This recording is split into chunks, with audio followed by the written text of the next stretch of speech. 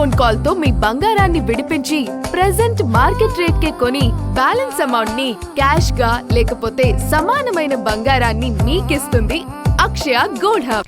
మరిన్ని నిర్మాణాత్మక సంస్కరణలు, లోతైన ఆవిష్కరణలు, సింపుల్ పాలనే వచ్చే దశాబ్దపు సంస్కరణల్లో కీలకమని ప్రధాని నరేంద్ర మోదీ స్పష్టం చేశారు.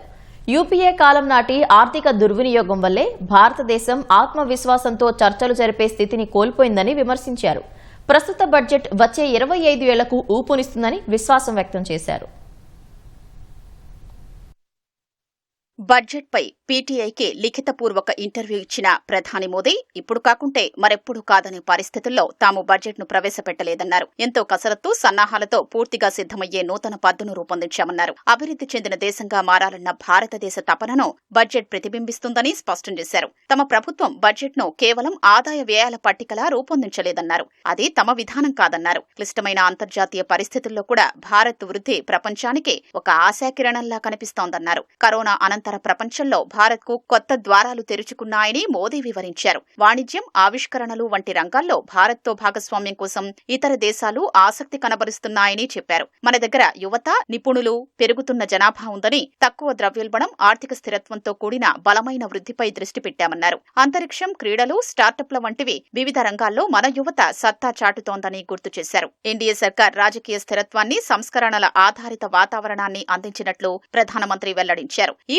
పరిణామాల్ని దేశ ప్రజలు భారత్ కు ఒక చారిత్రక అవకాశంగా చూస్తున్నారని ప్రధాని పేర్కొన్నారు. అభివృద్ధి చెందిన దేశాన్ని నిర్మించడం అంటే కేవలం మౌలిక సదుపాయాలు లేదా ఆర్థిక వ్యవస్థ మాత్రమే కాదన్నారు. సామాజిక అలవాట్లు కూడా ముఖ్యమని ప్రజలకు తెలుసన్నారు. ప్రస్తుత బడ్జెట్ 2014 నుంచి సాధించిన విజయాల్ని ఏకీకృతం చేస్తూ రాబోయే 25 సంవత్సరాలకు ఊపునిస్తుందన్నారు. 1920లో తీసుకున్న నిర్ణయాలు, కార్యక్రమాలు ఎలాగైతే 1947లో స్వాతంత్రానికి పునాది వేశాయో, ఇప్పుడు మనం తీసుకుంటున్న నిర్ణయాలు 2047 నాటికి వికసిత్ భారత్ కోసం పునాది వేస్తున్నట్లు మోదీ స్పష్టం చేశారు. ప్రజల ఆశీర్వాదాలు తనకు చాలా కాలంగా ఉండడం అదృష్టమని ప్రధాని వివరించారు. గత 25 ఏళ్లలో తన పని విధానాన్ని గమనిస్తే ఏ పని సగం సగం చెయ్యలేదని స్పష్టమవుతుందన్నారు. 2014 నుంచి ప్రతి బడ్జెట్లోనూ ఒక స్పష్టమైన ఉద్దేశ్యం, రోడ్ మ్యాప్, నిర్దిష్ట సమయపాలనతో కూడిన కార్యాచరణ క్రమం ఉంటాయని మోదీ నొక్కి చెప్పారు. తర్వాత తాము అమలుపై దృష్టి సారిస్తామన్నారు. తదుపరి బడ్జెట్లో దాన్ని తార్కికంగా తదుపరి దశకు తీసుకెళ్తామని మోదీ చెప్పారు.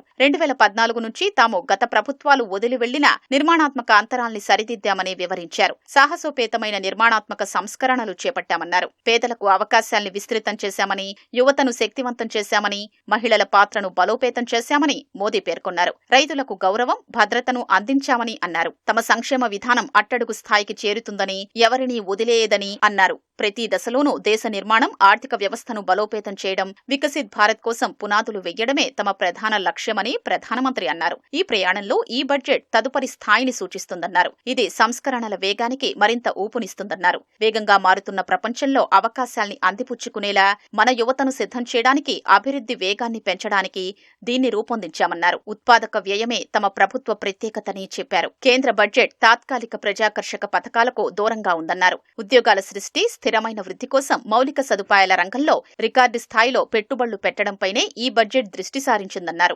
2013తో పోలిస్తే మూలధన వ్యయాన్ని 5 రెట్లు పెంచి 12.2 లక్షల కోట్లకు చేర్చడం ద్వారా మౌలిక సదుపాయాలు, లాజిస్టిక్స్, కొత్త రంగాల అభివృద్ధికి ప్రాధాన్యత ఇచ్చామన్నారు. రైల్వే శాఖకు 3 లక్షల కోట్ల కేటాయింపు ద్వారా హైస్పీడ్ కనెక్టివిటీ, భద్రతపై దృష్టి పెట్టామన్నారు. 7 కొత్త హైస్పీడ్ రైల్ కారిడార్లు వస్తాయన్న ప్రధాని సౌత్ హైస్పీడ్ డైమండ్ కారిడార్ వల్ల దక్షిణాది రాష్ట్రాలైన తెలంగాణ, ఆంధ్రప్రదేశ్, కర్ణాటక, తమిళనాడులకు ప్రయోజనం చేకూరుతుందన్నారు. జాతీయ రహదారులకు కేటాయింపులు గత దశాబ్దంతో పోలిస్తే 500% పెరిగిందని చెప్పారు. భద్రతా పరంగా ఎలాంటి సవాళ్లనైనా ఎదుర్కొనేందుకు భారత్ అన్ని వేళలా బలంగా సిద్ధంగా ఉందన్న ప్రధాని ఆపరేషన్ సింధూర్ విజయమే ఇందుకు నిదర్శనమని చెప్పారు. ప్రస్తుత వాస్తవికతల ఆధారంగా సాయుధ బలగాల ఆధునికీకరణకు భారత్ కట్టుబడి ఉందన్నారు. వివిధ దేశాలతో భారత్ కుదుర్చుకున్న స్వేచ్ఛా వాణిజ్య ఒప్పందాలు టెక్స్టైల్, తోలు, రసాయనాలు, చేతివృత్తులు, రత్నాలు వంటి రంగాల్లో ఎంఎస్ఎంఈ మార్కెట్ను మరింత విస్తృతం చేస్తాయని ప్రధాని వివరించారు. ఉత్పాదకత పెరిగినప్పుడు ప్రైవేటు రంగ యజమానులు ప్రభుత్వాలు ఆ లాభాల్ని కార్మికులతో సమానంగా పంచుకోవాలని